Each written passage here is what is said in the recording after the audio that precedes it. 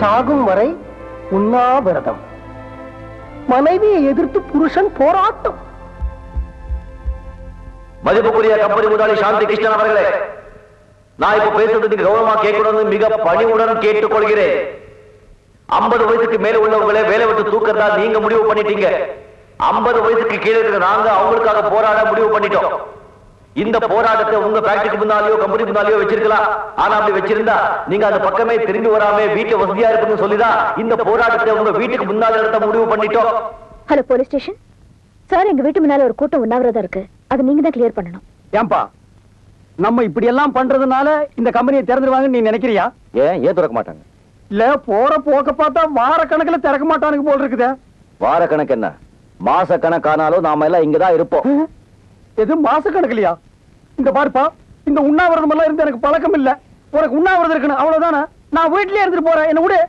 இத பாரு, கம்பெனி திறக்க வரைக்கும் யாருமே இங்கிருந்து நகரவே கூடாது. நகர்றதா? எங்க இருந்து? அவன் இடத்துல அப்படியே ஐக்கியமாகிடுவோம். பாடியிலிருந்து லைட்டா பேட் ஸ்மெல் வரும். ஏற்கனவே ஒரு பாடியிலிருந்து லைட்டா வருது. கார்பரேஷன் லாரிக்காரன் வந்து மொத்தமா எல்லாரையும் கொண்டு போய் கொட்டி எரிச்சிருவான். இதெல்லாம் எனக்கு முன்னாலேயே தெரியாம போச்சு. தெரிஞ்சிருந்தா ஏதாவது ஒரு காரணத்தை சொல்லி ஒரு மாசம் லீவ் போட்டு ஓடி போயிருப்பேன். போலீஸ் வருதுப்பா, உண்ணாவிரதத்தை கலைச்சிருவான். இங்க இரு, ஒரு நிமிஷம். ஏற்கனவே கொலை பட்டினி, இதுல போலீஸ் அடி வர தாக்கணுமா? எல்லாம் ஒன்னால வருது. 50 வயசுக்கு மேல உனக்கு வேலை வேணுமாடா? கம்மு நாட்டிங்களா? கம்பெனில கொடுக்குற பணத்தை வாங்கிட்டு போக வேண்டியதாடா.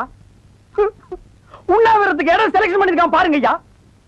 ஒரு டீ கடை, ஒரு மண்ணு கடை, ஒரு மசால் வடை கூட வாங்கி திங்க முடியாத இடம். எல்லாரையும் கொல்றதா இவன் முடிவு பண்ணிட்டான்ப்பா. மிஸ்டர், என்ன இங்க கலாட்டா பண்ணிட்டு இருக்கீங்க? கலாட்டா இல்ல சார், இது எங்க கம்பெனி தொழிலாளர்களோட உரிமை பிரச்சனை. இத பத்தி ஏற்கனவே கமிஷனர் கிட்ட, கலெக்டர் கிட்ட, லேபர் மினிஸ்டர் கிட்ட எழுதி போட்டு பர்மிஷன் வாங்கியிருக்கோம். பாருங்க சார். என்ன கமிஷனர் பேசினாரு, இவங்களுக்கு ப்ரொடெக்ஷன் கொடுக்க சொன்னாரு. நம்ம ஸ்டேஷன்ல இருந்து 2 பேரும் டே நைட் இங்க காவலுக்கு இருக்க சொன்னார் சார். அவங்க தான் உண்ணாவிரதம்னு பட்னியா இருக்கிறாங்க. நீங்க ஏன் பட்னியா இருக்கணும்? வந்து சாப்பிடுங்க, சாப்பாடுலாம் ஆறி போகுது. நான் ஏன் பட்னியா இருக்கணும்? 4 வேளையும் சாப்பிட்டு போறேன். வா ஐயா வாங்க. விடுப்பா, எங்கேயும் போகல. எடுத்து பாத்துருவிய. கறி குழம்பு வாசனை வருதுப்பா.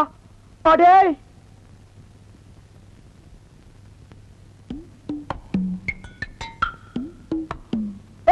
சாப்பிடுறாங்க போ. அவங்க சாப்பிட்டா நமக்கு என்ன?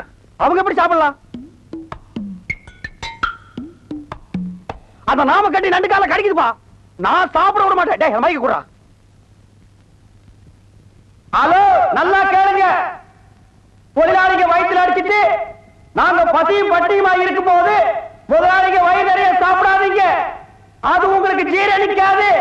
ஏம்மா அவங்க கிடக்குறாங்க, நீ போய் சமயக்கட்டுல உட்காரு, நான் பேசஞ்சு எடுத்து வரேன். போ. இத போடுறா.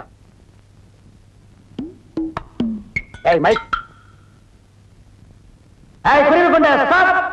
டைனிங் டேபிள்ல சாப்பிட்டா எங்களுக்கு எல்லாருக்கும் தெரியும்னு சமயக்கட்டுல ஒரு ஓரமா உட்கார்ந்து ஒளிஞ்சு திங்கிறது எப்படி இருக்கு தெரியுமா? 4 தெருவுல பிச்சை எடுத்து வந்து திங்கிற மாதிரி இருக்குது. அம்மா எனக்கு வேண்டாம். இவன இருடா வர்றேன். டேய் புறா.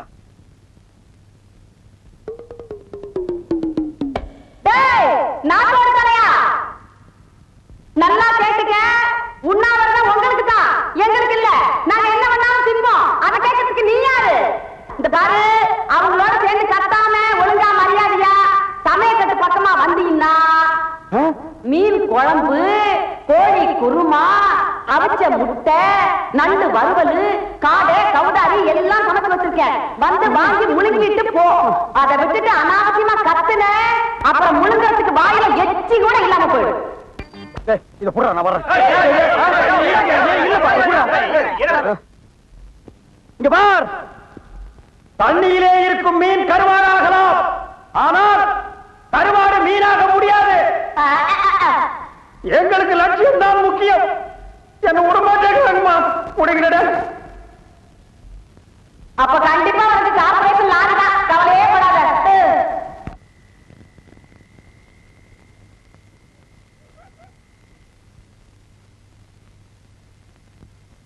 ஏன்பா எல்லாரும் தூங்கிட்டானுங்க, நான் மட்டும் போய் ஏதாவது கடை திறந்திருந்தா நம்ம 2 பேருக்கு மட்டும் சாப்பிடறதுக்கு ஏதாவது வாங்கிட்டு வரட்டுமா? நான் இங்க உட்கார்ந்ததே தப்பு. 3வது ரோல நான் உட்கார்ந்து இருந்தா என் இஷ்டத்துக்கு எந்திரிச்சு ஓடி போயிருப்பேன். 50 வயசுக்கு மேல இந்த நாய்க்கு செத்த என்ன பொழைச்சா என்ன, என்னால பசி தாங்க முடியல. டிவியில நம்ம மாப்பிளைய பேட்டி எடுக்கிறாங்க. நீங்க இந்த கம்பெனி மேனேஜிங் டைரக்டர் சாந்தி தேவியோட புருஷன் தானே? இல்ல, அவங்க என்னோட மனைவி. எப்படி உங்க மனைவியை எதிர்த்து உங்களால போராட்டம் நடத்த முடியுது? மனைவியை எதிர்த்து இல்ல, முதலாளியை எதிர்த்து, அவங்க கொள்கையை எதிர்த்து. நீங்க இப்படி பண்றதுனால உங்க முதலாளிக்கு நஷ்டம் வராதா? அவங்களுக்கு லாபம் இருக்கிறதுனால தான் கம்பெனியை மூடுறாங்க. தொழிலாளர்களுக்கு கஷ்டம் இருக்கிறதுனால தான் நம்ம போராட்டத்தை நடத்துறோம். இவங்க பல வருஷங்க கம்பெனி மூடினாலும் இவங்க குழந்தை குட்டிங்க பிழைக்கும். எங்களுக்கு 10 நாள் கம்பெனி மூடினாலும் எங்க குழந்தை குட்டிங்க உயிரை இழக்கும். உங்க கோரிக்கையை உங்க முதலாளி ஏத்துப்பாங்கன்னு நினைக்கிறீங்களா? மனசாட்சி உள்ள எந்த மனுஷனும் ஏத்துப்பாங்க. அவங்க மனுஷங்கன்னு நான் நினைக்கிறேன். இன்னும் ஒரே ஒரு கொஸ்டின். நான் உங்க மனைவி தூர்தர்ஷனுக்கு இன்டர்வியூ எடுக்கும் போது நான் நம்பர் 1 தான், என் புருஷன் தான் நம்பர் 2ன்னு சொல்லிருக்காங்க. அத பத்தி என்ன நினைக்கிறீங்க? போச்சுடா, இதையெல்லாம் ஞாபகம் வச்சுக்கிட்டு கேக்குறாளே. நான் நம்பர் 2 தான். நீங்க நம்பர் 2வா? எஸ். அப்போ உங்க மனைவி நம்பர் 1 நீங்க ஒத்துக்கிறீங்க? கண்டிப்பா. Thank you sir. ஒரு நிமிஷம். எஸ். நீங்க கேட்டுட்டீங்க, நான் இப்ப சில கேள்விங்க கேட்கிறேன். நம்பர் 1, நம்பர் 2, நம்பர் 3 குதிரைகளை தான் கூப்பிடுவாங்க. ஆனா சில மனுஷ குதிரைங்க நம்பர் 1 அலையுதுங்க. இப்போ ஒரு குழந்தைகிட்ட 1 மிட்டாய் வேணுமா 2 மிட்டாய் வேணுமான்னு கேட்டா அந்த குழந்தை என்ன சொல்லும்? 2 மிட்டாய் தான் சொல்லும். ஒரு குரங்கு கிட்ட 1 வாழைப்பழம் வேணுமா 2 வாழைப்பழம் வேணுமான்னு கேட்டா அந்த குரங்கு என்ன கேட்கும்? 2 வாழைப்பழம் தான் கேட்கும். இப்போ உங்ககிட்ட 1 ரூபாய் வேணுமா 2 ரூபாய் வேணும்னு கேட்டா நீங்க என்ன சொல்லுவீங்க? 2 ரூபாய் தான் கேட்பேன். அப்போ 1 பெருசா 2 பெருசா? 2 தான் பெருசு. அப்போ நான் தான் பெருசு. அப்படி படுத்தாக்க பிரமாதம். தூள் மாப்பிளை பிடிச்சிட்டீங்க. Excellent sir. Thank you.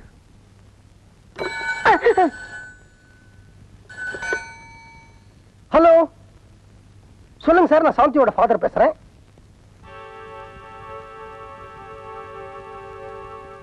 யாருப்பா? லேபர் மினிஸ்டரோட பிஏ பேசினாரு. மினிஸ்டர் ஒரு நாளைக்கு தான் டைம் கொடுத்திருக்காரு. நாளைக்கு கம்பெனியை நீ திறக்கல, நாளைக்கு கவர்மெண்டே கம்பெனியை திறக்கும்னு சொல்லிட்டாரு. அது எப்படி அவங்க திறப்பாங்கன்னு நானும் பாக்குறேன். சாந்தி, அனாவசியமா கவர்மெண்டோட விளையாடாத. யார் யார்கிட்ட விளையாடுறாங்கன்னு அவங்களும் தெரிஞ்சுக்கிட்டோம். சாந்தி, என்னப்பா சத்தம் போடுறீங்க? நீங்களும் தொழிலாளிங்க பக்கம் சேர்ந்துட்டீங்களா? அம்மா, தனிப்பட்ட ஒரு மனுஷனை பழிவாங்க நீ எடுத்த முடிவு தப்புன்னு நான் மட்டும் இல்ல, இந்த நாடே சொல்லுது. அத பத்தி எனக்கு கவலை இல்ல. நான் அவரை ஜெயிக்கணும். அதுக்காக கவர்மெண்ட் ஃபேக்டரி எடுத்துட்டாலும் பரவாயில்ல. ஐ எம் சாரி மேடம், இது எங்க தாத்தா சம்பாதிச்ச சொத்து. எங்க அப்பா இந்த கம்பெனியை நிர்வாகம் பண்ணினார். அவருக்கு அப்புறம் இந்த கம்பெனியை நான் நிர்வாகம் பண்ணினேன். நீ படிச்சு வந்ததுனால இந்த நிர்வாகத்தை நான் உங்ககிட்ட ஒப்படைச்சேன். ஆனா இப்படி பைத்தியக்காரத்தனமா இந்த நிர்வாகத்தை கவர்மெண்ட் கிட்ட ஒப்படைக்க நான் அனுமதிக்கவே மாட்டேன். உனக்கு ஒண்ணு தெரியுமா? எனக்கு 50 வயசு தான் ஆறுது. நான் ரிட்டையர் ஆகிறதுக்கு இன்னும் 5 வருஷம் இருக்கு. ஆனா 50 வயசுக்கு மேல இருக்கிறவங்க எல்லாம் வீட்டுக்கு அனுப்பணும்னு நீ சொல்ற. அதனால நான் மறுபடியும் இந்த கம்பெனிக்குள்ள முதலாளியா நுழைஞ்சு இந்த போராட்டத்தை நிறுத்துறேன். வெளியில ஸ்ட்ரைக் பண்றாங்களே, அவங்களுக்கு ஜூஸ கொடுத்து இந்த உண்ணாவிரதத்தை வாபஸ் வாங்க சொல்ல போறேன். அழகே, முதலாளி போய் பழச்சாறு எடுத்துக்கோமா? வாங்குறேன்.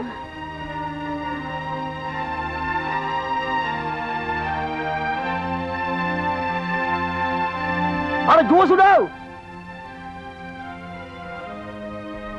இந்தாங்க, இந்த ஜூஸ குடிச்சு போராட்டத்தை கைவிடுங்க. யாரையும் வேலையை விட்டு எடுக்க மாட்டோம். நாளைக்கு காலையில் எல்லாரும் வேலைக்கு போங்க. ரொம்ப நன்றி சார். இந்த குடி. வேணாப்பா, கோபத்துல அந்த ஐயா விஷத்தை வச்சிருந்தாரு வச்சிருப்பாரு.